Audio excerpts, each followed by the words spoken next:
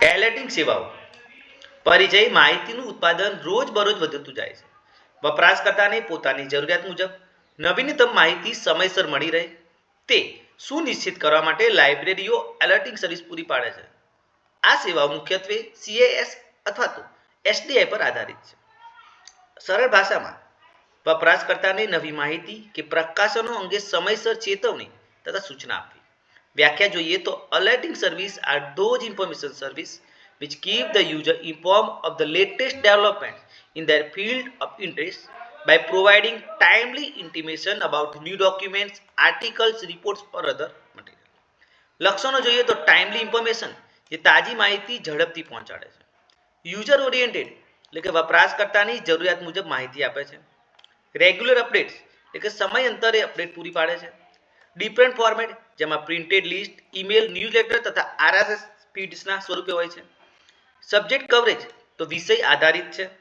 Integration with technology કે opaque database resource સાથે જોડાયેલું છે.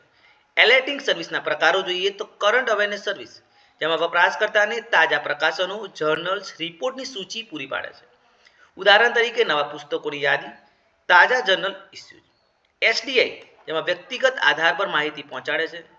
ઉદાહરણ તરીકે મેડિકલ રિસર્ચર માટે ફક્ત મેડિકલ ડેટાબેઝમાંથી એલર્ટ.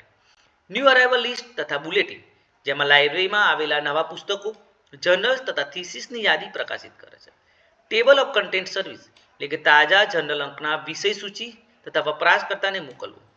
રિસર્ચ ઇન પ્રોગ્રેસ એલર્ટ્સ જે હાલ ચાલી રહેલા સંશોધન અંગે વપરાશકર્તાને જાણ કરવી. કરંટ કન્ટેન્ટ સર્વિસ એટલે કે નવા પ્રકાશિત થયેલા લેખો, પેપર્સની પસંદગીયુક્ત સૂચિ. RSS ફીડ તથા ઈમેલ એલર્ટ્સ જેમાં ડેટાબેઝ અને વેબસાઇટ પર આધારિત તાત્કાલિક એલર્ટ્સ આપવામાં આવે છે. લાઇબ્રેરી સાયન્સ ક્ષેત્રે ભૂમિકા જોઈએ તો વપરાશકર્તાને નવીનતમ સંશોધન ઉપલબ્ધ કરાવે છે. સંશોધનનું ડુપ્લિકેશન ટાળે છે. લાઇબ્રેરી અને વપરાશકર્તા વચ્ચે સંવાદ વધારે છે. કરંટ અવેરનેસ સર્વિસ અને SDI દ્વારા સમય અને મહેનતની બચત થાય છે. ડિજિટલ લાઇબ્રેરી યુગમાં વપરાશકર્તા સંતોષ વધે છે. ફાયદા જોઈએ તો રિસર્ચ પ્રોડક્ટિવિટી વધે છે. સમયસર તાજી માહિતી મળે છે. યુઝર સ્પેસિફિક માહિતી મળી રહે છે તથા ડિસિઝન મેકિંગમાં મદદરૂપ છે.